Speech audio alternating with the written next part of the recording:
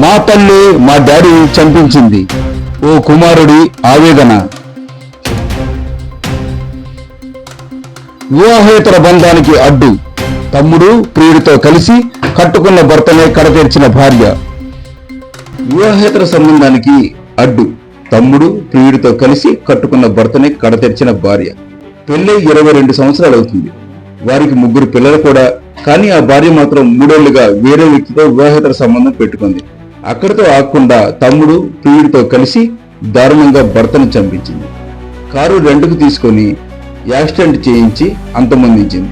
ఆపై road ప్రమాదంగా చిత్రీకరించే plan చేసింది. కానీ చివరకు పోలీసులకు చిక్కి బూచలు లెక్క పెడుతుంది. ఈ ఘటన యాదాద్రి భువనగిరి జిల్లాలో చోటు చేసుకుంది.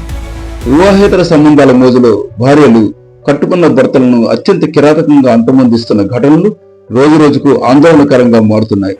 మనం ఈ వీడియోలో ఒక తల్లిపడే ఆవేదన, దుఃఖాన్ని చూడవచ్చు. హృదయం ఎంత తల్లడిల్లిపోతుందో కదా. మనసును కలవరపరిచే ఈ బాధ మరెవరికి రాకూడదు. పక్క చూపులు చూసిన భార్యలు భర్తను అడ్డు తొలగించుకోవడానికి పన్నే ప్రణాళికలు వెన్నులో వణుకు పుట్టిస్తున్నాయి. అలాంటి దారుణ ఘటనే యాదాద్రి భువనగిరి జిల్లాలో చోటు చేసుకుంది. తన వివాహేతర సంబంధానికి అడ్డుగా ఉన్నాడని భావించిన ఓ భార్య ఏకంగా తన తమ్ముడు ప్రియుడితో కలిసి 22 ఏళ్లుగా తన తోడుగా ఉన్న భర్తను కిరాతకంగా హత్య చేయించింది. ఈ హత్యను అత్యంత చాకచక్యంగా రోడ్డు ప్రమాదంగా చిత్రీకరించడానికి అన్ని రకాలుగా ప్రయత్నించింది. కానీ పోలీసుల దర్యాప్తులో అసలు నిజాలు బయటపడి ఈ దారుణం వెనుక ఉన్న అసలు కారణాలు వెలుగులోకి వచ్చాయి. వివరాల్లోకి వెళ్తే ఆత్మకూరు మండలం పల్లెర్ల గ్రామానికి చెందిన వస్తువుల స్వామి భువనగిరి పట్టణంలోని ఒక ట్రాక్టర్ షోరూంలో మేనేజర్గా పనిచేస్తున్నాడు. మోత్కూరు మండలం దాచారం గ్రామానికి చెందిన స్వాతితో 22 ఏళ్ల క్రితం ఆయనకు వివాహం జరగగా వారికి 2 కుమార్తెలు, 1 కుమారుడు ఉన్నారు. ఆదివారం అర్ధరాత్రి స్వామి తన స్నేహితుడు వీరబాబుతో కలిసి భువనగిరిలో పనులు ముగించుకుని ద్విచక్ర వాహనంపై స్వగ్రామానికి బయలుదేరాడు. రాయగిరి మోత్కూరు ప్రధాన రహదారిలోని కాటేపల్లి బ్రిడ్జి దాటగానే వెనక నుంచి వేగంగా దూసుకొచ్చిన ఒక కారు వారి ద్విచక్ర వాహనాన్ని బలంగా ఢీకొట్టి దాదాపు 50 మీటర్ల దూరం ఈడ్చుకుని వెళ్ళింది. ఈ ఘోర ప్రమాదంలో వస్తువుల స్వామి అక్కడికక్కడే మృతి చెందగా వీరబాబు తీవ్ర గాయాల పాలయ్యాడు. స్థానికులు వెంటనే పోలీసులకు సమాచారం అందించగా వీరబాబును మెరుగైన చికిత్స నిమిత్తం హైదరాబాద్లోని గాంధీ ఆసుపత్రికి తరలించారు. సోమవారం మధ్యాహ్నం వరకు ఇది కేవలం ఒక రోడ్డు ప్రమాదమే అని కుటుంబ సభ్యులు భావించారు. అయితే ఎక్కడో చిన్న అనుమానం మొదలైంది. స్వామి భార్య తరపు వారే ఈ హత్య చేయించి ఉంటారని అనుమానిస్తూ కుటుంబ సభ్యులు పోలీసులకు ఫిర్యాదు చేశారు. మృతుడి బాబాయి ఐలయ్య ఫిర్యాదు ఆధారంగా కేసు నమోదు చేసుకుని పోలీసులు దర్యాప్తు ప్రారంభించారు. దర్యాప్తులో భాగంగా స్వామి భార్య స్వాతి, ఆమె తమ్ముడు మహేష్ లను అదుపులో తీసుకుని విచారించగా అసలు దారుణం బయటపడింది.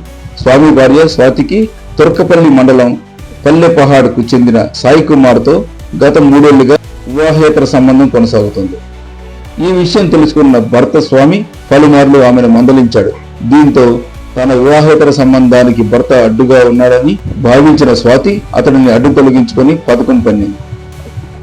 ఈ దారుణమైన ప్రణాళికలో తన తమ్ముడు మహేష్ ను, ప్రియుడు సాయి కుమార్ ను భాగం చేసింది. సాయి కుమార్ ఒక కారును అద్దెకి తీసుకుని వచ్చి తన స్నేహితుడితో కలిసి కారు నడుపుకుంటూ పథకం ప్రకారం స్వామి ద్విచక్ర వాహనాన్ని బలంగా ఢీకొట్టాడు. అనంతరం అక్కడే ఉన్న మామిడి తోటలో కారును వదిలేసి పరారయ్యాడు. గుర్తు తెలియని వాహనం ఢీకొట్టి రోడ్డు ప్రమాదంలో మృతి చెందాడని చిత్రీకరించేందుకు వీరంతా ప్రయత్నించారని పోలీసులు తెలియజేశారు. తన తండ్రి మరణంపై స్వామి కుమారులు చెప్పిన మాటలు అందరినీ కంటతడి పెట్టిస్తున్నాయి. నా తల్లి నా తండ్రిని చనిపోయిన తర్వాత లేనిపోయిన నిందలు మోపుతోంది.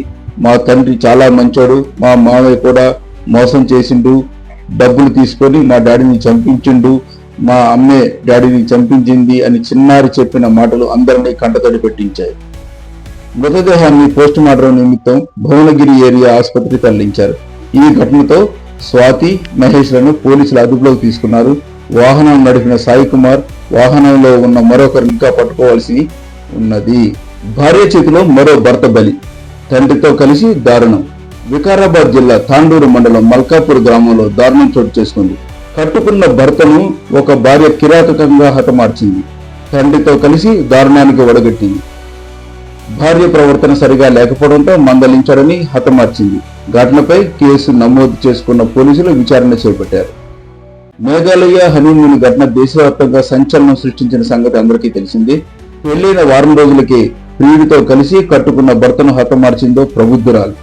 ఆ తర్వాత తెలంగాణ గద్వాల పట్టణంలోని మరో దారుణం వెలుగులోకి వచ్చింది. పెళ్లైన 29 రోజులకే ప్రియుడితో కలిసి భర్తను భార్య కిరాతకంగా హత్య చేయించింది. ఇటీవల నల్గొండ జిల్లాలోనూ ఓ భార్య వివాహేతర సంబంధానికి అడ్డుగా ఉండడాన్ని భర్తను చంపేసి రోడ్డు ప్రమాదంగా చిత్రీకరించే ప్రయత్నం చేసి పోలీసులకు దొరికింది.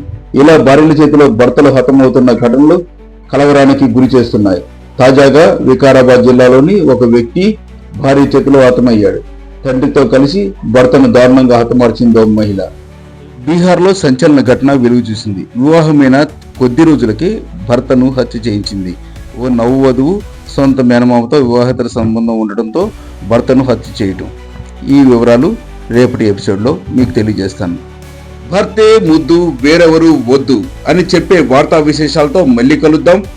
భర్తలను హతమార్చి ప్రియుల దగ్గర దొరికే డబ్బు, క్షణిక ఆనందం కోసం ఆరాటపడే పతివ్రత శిరోమణుల గురించి నేను చేసే ఈ ఎపిసోడ్లపై మీ యొక్క విలువైన అభిప్రాయాలను మాకు కామెంట్ రూపంలో తెలియజేయండి.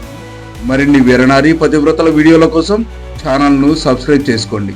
బెల్ ఐకాన్ ప్రెస్ చేసి నోటిఫికేషన్ వచ్చేలా పెట్టుకోండి. మీ life secret 69. That's all. Thank you.